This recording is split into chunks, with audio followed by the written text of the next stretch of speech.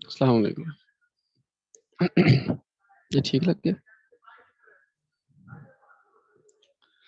بسم اللہ الرحمن الرحیم. یہ باب نمبر 15 ہے. صحابہ کرام رضی اللہ تعالی عنہم اجمعین کے بارے میں ہمارا کیا عقیدہ ہونا چاہیے، اس کے بارے میں یہاں سے ہم انشاءاللہ شروع کریں گے. باب نمبر 15، عقائد متعلقہ صحابہ کرام رضی اللہ عنہم، یعنی ایسے عقائد جو صحابہ کرام رضی اللہ عنہ کے سے متعلق ہیں، ان کے بارے میں یہ باب ہے. عقیدہ. امام طحاوی رحمۃ اللہ علیہ عقیدہ طحاویہ میں فرماتے ہیں، یہ عقیدہ طحاویہ کا ذکر پیچھے بھی آیا ہوگا کہ یہ ہمارے عقیدے کی کتابوں میں بنیادی کتاب ہے، ماخذ کے درجے کی کتاب ہے، بالکل مختصر سی ہے. یہ ایک رسالہ ہے چند صفحوں کا. تو اس میں صحابہ کرام کے بارے میں لکھا ہوا ہے کہ وَنُحِبُّ أَصْحَابَ رسول اللہ صلی اللہ علیہ وسلم ولا نفرط في حب احد منهم ولا نتبرأ من احد منهم نبغض من يبغضهم وبغير الخير يذكرهم ولا نذكرهم الا بالخير وحبهم دين وإيمان وإحسان وبغضهم كفر ونفاق وطغيان. یعنی ہم رسول اللہ صلی اللہ علیہ وسلم کے صحابہ سے محبت رکھتے ہیں اور ان میں سے کسی ایک کی محبت میں بھی کمی نہیں کرتے. ولا نفرط نفرط تفریط سے ہے، تفریط میں کہتے ہیں کمی کرنے کو. ایک ہوتا ہے افراط، افراط کہتے ہیں ضرورت سے زیادہ بڑھا دیں، ایک حد سے بڑھا دیں وہ افراط ہوتا ہے، اور حد سے زیادہ کمی کر دی جائے تو وہ تفریط ہوتا ہے. تو ہم محبت میں کمی نہیں کرتے اور کسی صحابی سے اظہار بیزاری نہیں کرتے، جسے تبرہ کہتے ہیں. برہ بازی بعض جگہ پر لفظ آپ نے سنا ہوگا، یعنی صحابہ کرام سے بیزاری کا اظہار کرنا. اور جو ان سے بغض رکھے اور ان کا ذکر ناحق طریقے سے کرے، ہم اس سے بغض رکھتے ہیں. اور صحابہ کا ذکر فقط خیر اور بھلائی کے ساتھ کرتے ہیں. ان کی محبت دین اور ایمان اور احسان ہے، اور صحابہ سے بغض اور نفرت کفر ہے. صحابہ سے بغض اور نفرت کفر ہے، اس کے بارے میں بریکٹ میں وضاحت کر دی. یعنی جب ان کے ساتھ بغض کے باعث آدمی قرآن میں تحریف کا قول کرنے لگے، کیونکہ قرآن پاک صحابہ نے جمع کیا تھا. تو جو صحابہ سے بغض رکھے گا اور اس درجے تک بغض رکھے کہ وہ یہ کہے کہ بھئی انہوں نے جو کام کیے ہیں وہ بھی بالکل ناحق اور صحیح نہیں کیے، اور ان میں یہ بھی شامل کر دے کہ قرآن پاک کی گویا کہ انہوں نے تحریف کر دی، تو قرآن پاک کی تحریف کر دی، اس میں کمی کر دی، اس میں زیادتی کر دی، ایسی بات اس حد تک ان کا بغض اور جو نفرت پہنچ جائے، تو ایسا بغض اور نفرت کفر ہے. یعنی جب ان کے ساتھ بغض کے باعث آدمی قرآن میں تحریف کا قول کرنے لگے یا قرآن کی تصریحات کی مخالفت کرنے لگے، یعنی قرآن میں تحریف تو نہیں مانتا، یعنی قرآن کو تو یہی کہتا ہے کہ بھئی قرآن ٹھیک ہے، انہوں نے جمع کیا ٹھیک ہے، لیکن اس کی جو تصریحات ہیں، اس میں قرآن پاک میں جو واضح مضامین ہیں ان کی مخالفت کرتا ہے. مثلا حضرت عائشہ صدیقہ رضی اللہ تعالی عنہا پر بہتان باندھے، کیونکہ حضرت عائشہ رضی اللہ تعالی عنہا کے پاک دامنی کے اوپر سورہ نور میں متعدد آیات نازل ہوئی ہیں، تو اس کے باوجود وہ قرآن کی آیات کو مانے لیکن اس کی تصریحات کی مخالفت کرے، تو ایسا جو بغض اور نفرت ہے وہ کفر ہے. اور اگر صرف بغض ہی پر رہے، قرآن میں تحریف نہ کرے اور اس کی تصریحات کی مخالفت نہ کرے، تو یہ جو بغض ہے یہ بھی نفاق عملی اور فسق اور سرکشی ہے. یعنی ایسا آدمی پھر بھی فاسق ہے کہ جو صحابہ کرام رضی اللہ تعالی عنہم سے بغض رکھتا ہے. جس طرح حضور صلی اللہ علیہ وسلم تمام انبیاء سے بہتر اور افضل ہیں، اسی طرح حضور صلی اللہ علیہ وسلم کی امت تمام امتوں سے افضل اور بہتر ہے.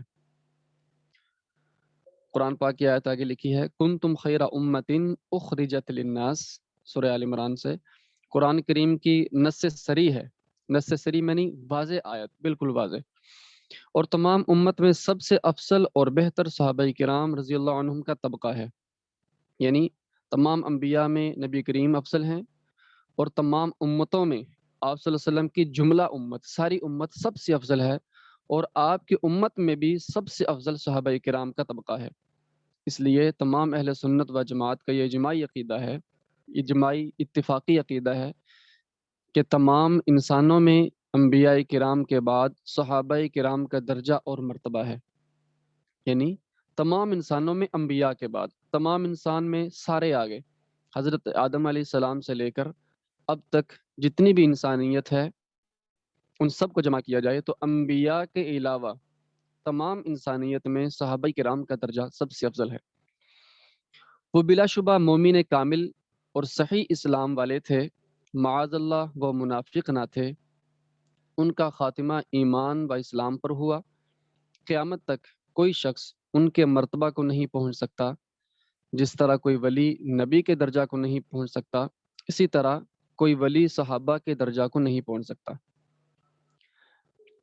جہاں تک صحابہ کرام رضوان اللہ تعالیٰ علیہم اجمعین کی جو ہے نا وہ مختصر ان کے بارے میں کیا عقیدہ ہونا چاہیے وہ بیان ہو گیا۔ اس سے آگے پھر صحابہ رضوان تعالیٰ علیہم اجمعین کی درجہ بندی، بعض میں زیادہ افضل تھے، جنہوں نے قربانیاں زیادہ دیں، وقت زیادہ گزارا، اس طرح کر کے ان کی کیٹاگریز آ رہی ہیں۔ صحابہ رضی اللہ عنہم اپنی سبقت اسلام یعنی پہلے اسلام جو لائے اور جانی و مالی قربانیوں اور رسول اللہ صلی اللہ علیہ وسلم کی صحبت یعنی آپ صلی اللہ علیہ وسلم کے ساتھ جو انہوں نے وقت گزارا اور غزوات میں شرکت اور علم و فہم کے اعتبار سے، یہاں پر مختلف چیزیں ذکر کی ہیں اس کتاب میں، یعنی سبقت اسلام یعنی کچھ صحابہ اسلام میں سبقت کر گئے، پہلے شروع میں اسلام لائے، کچھ بعد میں اسلام لائے، اور جانی و مالی قربانیوں، کچھ نے شروع میں اسلام لانے کی وجہ سے ان کو قربانیاں زیادہ دینا پڑیں، اور بعض بعد میں اسلام لائے جب فتوحات ہو چکی تھیں یا قربانیاں کم ہو چکی تھیں، اور شروع میں اسلام لائے جنہوں نے اللہ کے نبی صلی اللہ علیہ وسلم کے پاس وقت زیادہ گزارا صحبت میں اور غزوات میں شرکت کی۔ اسی طرح علم و فہم کے اعتبار سے یعنی بعض صحابہ کرام کو اللہ تعالیٰ نے علم و فہم زیادہ عطا فرمایا تھا، اور جو دوسرے صحابہ کرام تھے وہ ان کی پیروی میں چلتے تھے، تو اس طرح مختلف درجے ہیں۔ ان کے بنیادی درجے یہ ہیں: نمبر 1، وہ حضرات جن کو نبی صلی اللہ علیہ وسلم کی خاصی حد تک صحبت میسر آئی اور وہ آپ کے ساتھ غزوات میں بھی شریک ہوئے، یعنی شروع میں اسلام لے آئے تھے اور پھر غزوات میں بھی شریک ہوتے رہے، یہ سب سے پہلا درجہ ان کا ہے۔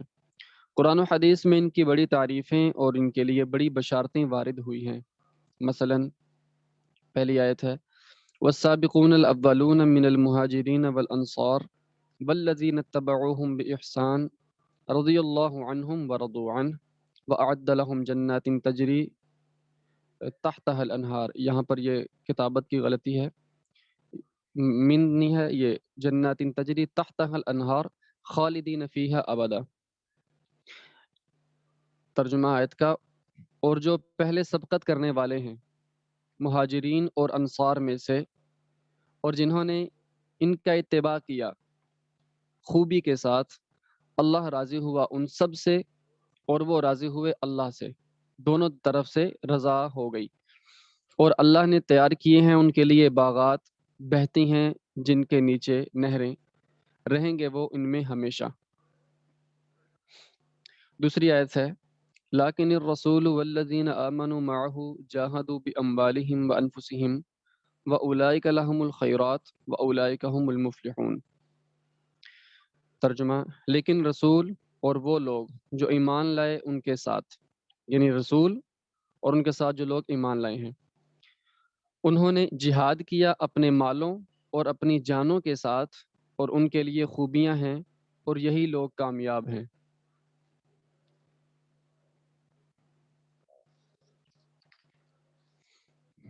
آگے تیسری آیت ہے: لقد رضی اللہ عن المؤمنین اذ یبایعونک تحت الشجرۃ فعلم ما فی قلوبہم۔ اس آیت میں ایک تو جو بیعت رضوان جنہوں نے کی تھی صحابہ کرام، درخت کے نیچے بیعت کی تھی کہ ہم آپ صلی اللہ علیہ وسلم کے ساتھ ہی مرتے دم تک آپ کے جو ہے نا وہ ساتھ رہیں گے، لڑتے رہیں گے، تو ان کی فضیلت خاص طور پر بیان کی گئی ہے۔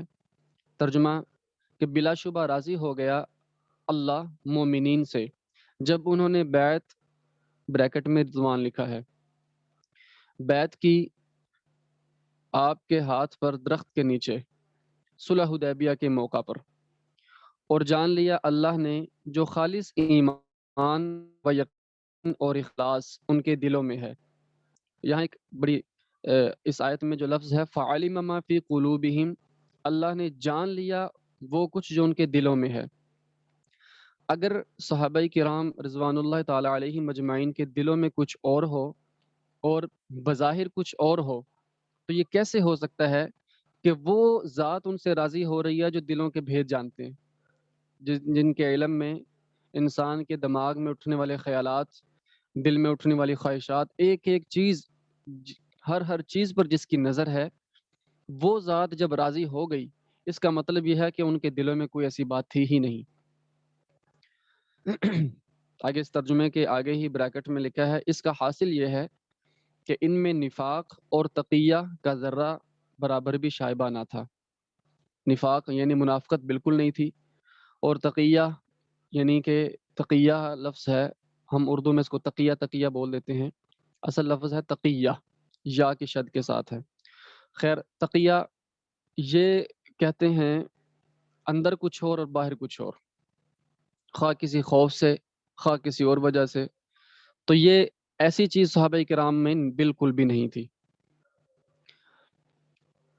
آگے دوسری کیٹیگری، دوسرا درجہ یہ ہے وہ حضرات جن کو بہت کم صحبت میسر آئی، یا ان کو ایمان کی حالت میں نبی صلی اللہ علیہ وسلم کی صرف زیارت نصیب ہوئی، چاہے ایک ہی مرتبہ میں ہوئی ہو، اس میں سارے آگے، اور پھر موت تک وہ ایمان پر رہے، ان لوگوں کا درجہ بھی کسی بھی صحابی ولی سے بڑا ہے۔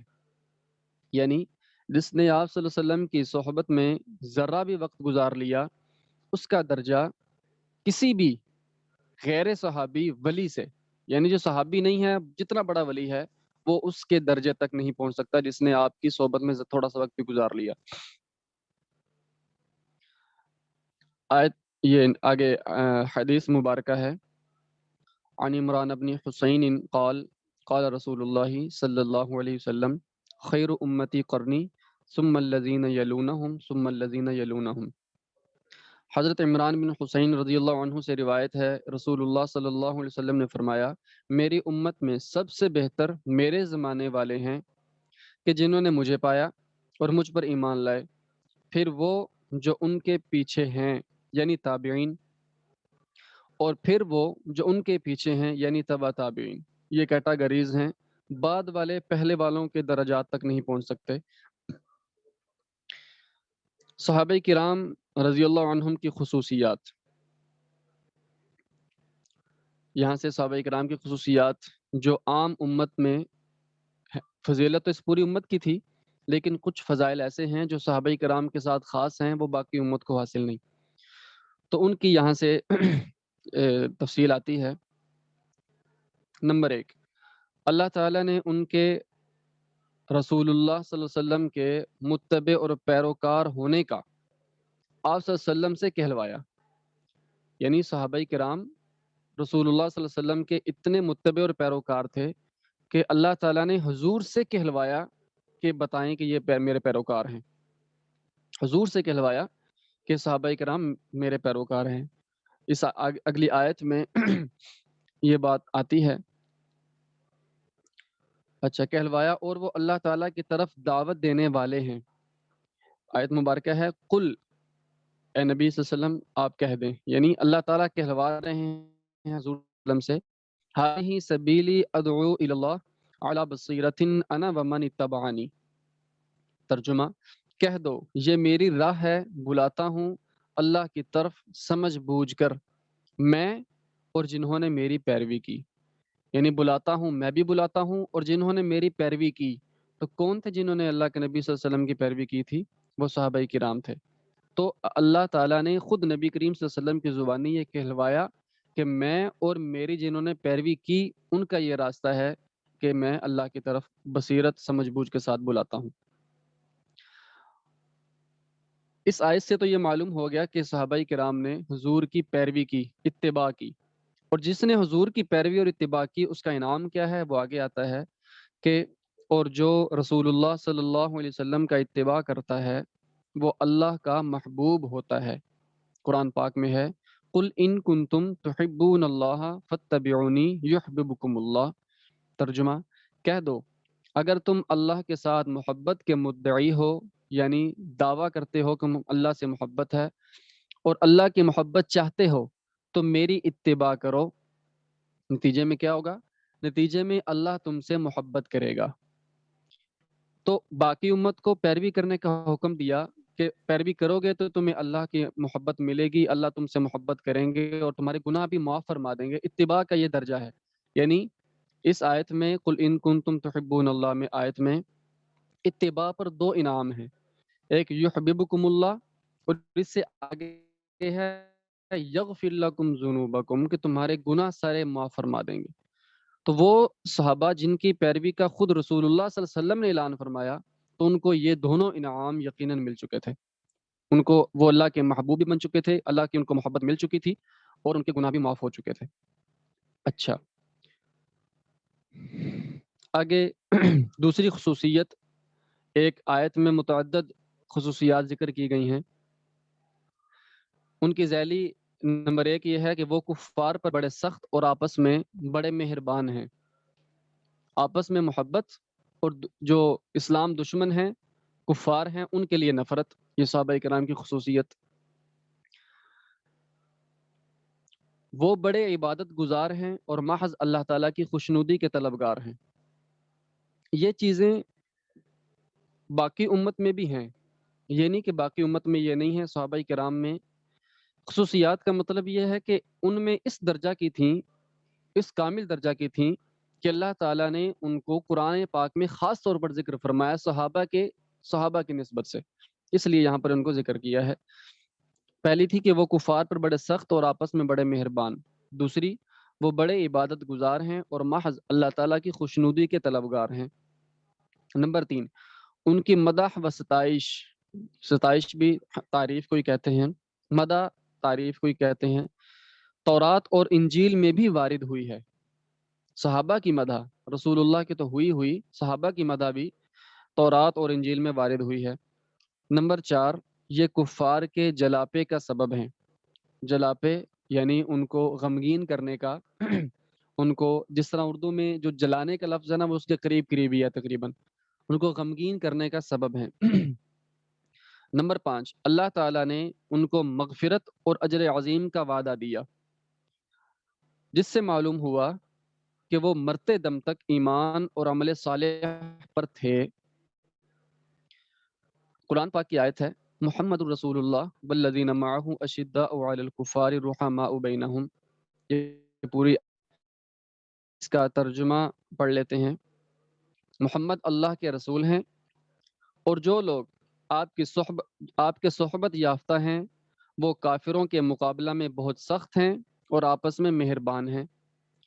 اے مخاطب، تم ان کو دیکھو گے کہ کبھی رکوع کر رہے ہیں، کبھی سجدہ کر رہے ہیں، اللہ تعالیٰ کے فضل اور رضامندی کی جستجو میں لگے ہیں۔ اب دیکھیں ترجمے میں اللہ تعالیٰ کیا فرما رہے ہیں، یہ وہ ذات فرما رہی ہے کہ جو ان کے دلوں کے بھید کو بھی جانتے ہیں، وہ یہ فرما رہے ہیں کہ اللہ تعالیٰ کے فضل اور رضامندی کی جستجو میں لگے ہیں۔ ان کے آثار ان کے چہروں پر ان کے سجدوں کی وجہ سے نمایاں ہیں، یہ ان کے اوصاف توریت میں ہیں اور انجیل میں ہیں۔ ان کا یہ وصف ہے کہ جیسے کھیتی اس نے اپنی سوئی نکالی، کھیتی ہوتی ہے نا وہ ایک پہلی کومپل جو نکلتی ہے، بالکل سوئی نکالی، پھر اس نے اس کو قوی کیا، یعنی وہ پھر آہستہ آہستہ مضبوط ہوتا جاتا ہے پودا، پھر وہ اور موٹی ہوئی، تنا بن گیا مثلا، پھر اپنے تنے پر سیدھی کھڑی ہو گئی کہ کسانوں کو بھلی معلوم ہونے لگی۔ کسانوں نے تو اس وقت دیکھا جب بالکل بن چکی ہے، لیکن شروع سے لے کر آخر تک کتنے مراحل گزرے ہیں وہ سارے ان کے ساتھ ساتھ ہیں۔ بریکٹ میں ہے اسی طرح اللہ نے ان کو قوت دی تاکہ اللہ ان سے کافروں کو جلائے۔ اب یہ دیکھیں اللہ تعالیٰ کافروں کو جلاتے ہیں کس کے ذریعے؟ صحابہ کرام کے ذریعے۔ یعنی اللہ تعالیٰ صحابہ کرام کو خالص مذہبی اور دینی بتانے کے لیے یہ آیت میں فرما رہے ہیں کہ کافروں کو جلانے کے لیے اللہ تعالیٰ صحابہ کی فضیلت بیان کر رہے ہیں. تو نعوذ باللہ اگر صحابہ کرام میں ہی یہ بات مان لی جائے کہ بھائی وہ اندر سے کچھ اور تھے اور باہر سے کچھ اور تھے، پھر تو نعوذ باللہ یہ اللہ تعالیٰ کے اوپر الزام آ سکتا ہے کہ اللہ تعالیٰ کافروں کو ان کے ذریعے کیوں جلا رہے ہیں. اللہ تعالیٰ نے ان صاحبوں سے جو کہ ایمان لائے ہیں اور نیک کام کر رہے ہیں مغفرت اور اجر عظیم کا وعدہ کر رکھا ہے. تو مغفرت اور اجر عظیم کا وعدہ اسی سے کرتے ہیں نا کہ جس کو اللہ تعالیٰ نے مرتے دم تک ایمان پر رکھنا ہے. آگے تیسری خصوصیت یہ ہے کہ اللہ تعالیٰ نے ایمان ان کو محبوب کر دیا اور اسے ان کے دلوں کی زینت بنا دیا. کتنا بڑا انعام ہے. ہم باقی امت دعا کرتے ہیں کہ یا اللہ ہمیں جو ہے نا وہ اپنی محبت نصیب فرما، رسول اللہ صلی اللہ علیہ وسلم کی محبت نصیب فرما. تو ان کا کیا حال ہے کہ اللہ تعالیٰ نے ان چیزوں کی محبت کو خود ان کے دلوں میں ڈال دیا تھا اور ان کے دلوں کی زینت بنا دیا تھا. دوسرے نمبر پر ہے اللہ تعالیٰ نے ان کے دلوں میں کفر و فسق اور نافرمانی کی نفرت بٹھا دی تھی، یعنی خوبیوں سے مزین کیا اور خامیوں سے خالی کر دیا صحابہ کرام کے دلوں کو. تیسرے نمبر پر وہ نیک لوگ راہ والے ہیں، وہ لوگ نیک راہ والے ہیں. آیت میں یہ باتیں آ رہی ہیں اگلی آیت میں کہ وَلَٰكِنَّ اللَّهَ حَبَّبَ إِلَيْكُمُ الْإِيمَانَ. پہلی بات کہ اللہ تعالیٰ نے محبوب کر دیا تمہارے لیے ایمان کو، وَزَيَّنَهُ فِي قُلُوبِكُمْ وَكَرَّهَ إِلَيْكُمُ الْكُفْرَ وَالْفُسُوقَ وَالْعِصْيَانَ أُولَٰئِكَ هُمُ الرَّاشِدُونَ فَضْلًا مِّنَ اللَّهِ وَنِعْمَةً. ترجمہ: لیکن اللہ نے محبت ڈال دی تمہارے دلوں میں ایمان کی اور مزین و مرغوب کر دیا اس کو تمہارے دلوں میں. دل میں اللہ تعالیٰ نے جب ایمان ڈال دیا تو سارے کام اسی سے ہو گئے. حدیث پاک میں آتا ہے دل پورے جسم میں ایک خون کا لوتھڑا ہے کہ اگر وہ درست ہو جائے تو سارے اعضاء ہی درست ہو جاتے ہیں، اور اگر اس میں خامی ہو تو سارے اعضاء خراب ہو جاتے ہیں. اور وہ کیا ہے؟ دل. الا وہی القلب. تو دل میں اللہ تعالیٰ نے جب ایمان ڈال دیا اور خامیاں اور کفر کی نفرت ڈال دی تو دل بالکل درست بن گیا صحابہ کرام کا. تو باقی اعمال ایٹومیٹکلی درست ہو گئے، یعنی جتنی بھی خوبیاں ہیں وہ آ گئیں اور ہر طرح کی خامی وہ نکل گئی. بس خلاصہ یہ ہے. اگلی آیت جو ہے یہ اگلی خصوصیت، اللہ تعالیٰ نے تقوی کو صحابہ کے ساتھ لازم کر دیا اور وہی اس کے سب سے زیادہ لائق تھے. ایک ہے تقوی لازم کر دیا، اس سے اگلی بات زیادہ اہم ہے کہ وہ صحابہ اس کے زیادہ لائق تھے. یعنی پوری امت میں صرف صحابہ اس لائق تھے، سب سے زیادہ لائق تھے کہ اللہ تعالیٰ تقوی کو ان کے دل کے ساتھ لازم کر دے. وَأَلْزَمَهُمْ كَلِمَةَ التَّقْوَى وَكَانُوا أَحَقَّ بِهَا وَأَهْلَهَا وَكَانَ اللَّهُ بِكُلِّ شَيْءٍ عَلِيمًا. ترجمہ: اور اللہ نے تقوی کی خصلت کو ان کے ساتھ لازم کر دیا تاکہ تقوی و پرہیزگاری ان سے کبھی جدا نہ ہو سکے. لازم چمٹ جاتی ہے چیز، بالکل لازم و ملزوم جس طرح ہم کہتے ہیں.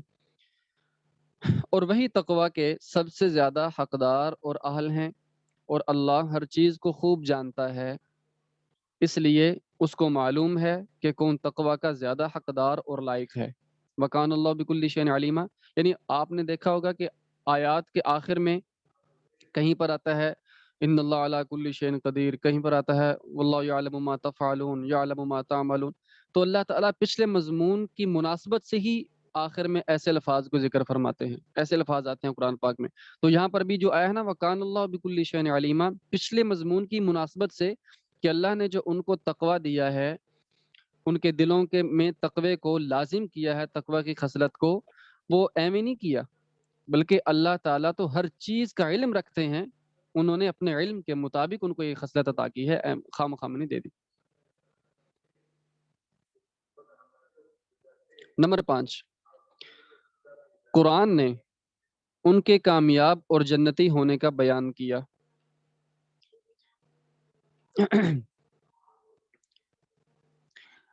آیت ہے لیکن الرسول والذین معه جاہدوا باموالہم وانفسہم واولئک لهم الخیرات واولئک هم المفلحون اعد اللہ لهم جنات تجری من تحتها الانہار خالدین فیہا ذلک الفوز العظیم۔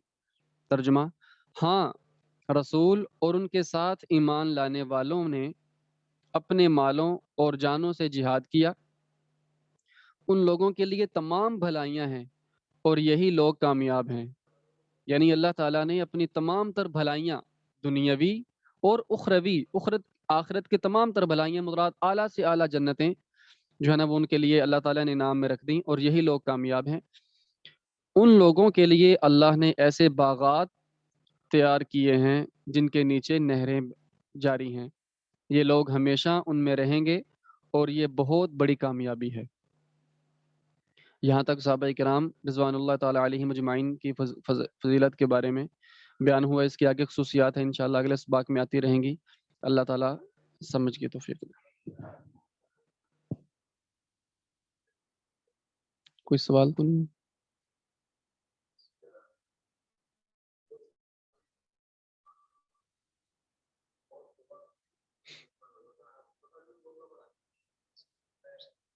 جی کوئی سوال ہو تو پوچھ سکتے ہیں۔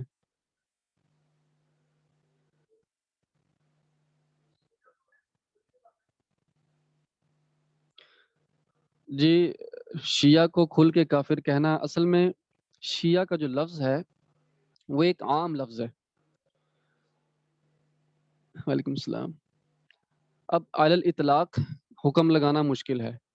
ہاں ایسے آپ ہمیں عقائد بتائیں، مثلا کوئی ہے جس کا یہ عقیدہ ہے، یہ عقیدہ ہے، عقیدے کو دیکھ کر حکم لگتا ہے، نام کو دیکھ کر حکم نہیں لگتا۔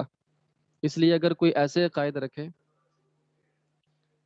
ہاں ایسے جس کے عقائد ہوں جو قرآن کی تصریحات، جس طرح شروع میں بات آئی، قرآن کی تحریف کا قائل ہو، اما جان عائشہ صدیقہ رضی اللہ تعالیٰ عنہ پر تہمت لگاتا ہو اور ان کی برات کو نہ مانتا ہو، اور اسی طرح نبی حضرت ابو بکر صدیق رضی اللہ تعالیٰ عنہ کی صحبت کا انکاری ہو، تو ایسے جو ہیں وہ نص صریح کے مخالف ہیں، ان کا جو ہے نا وہ یہ کفر میں کوئی شک نہیں۔ ٹھیک ہے جی۔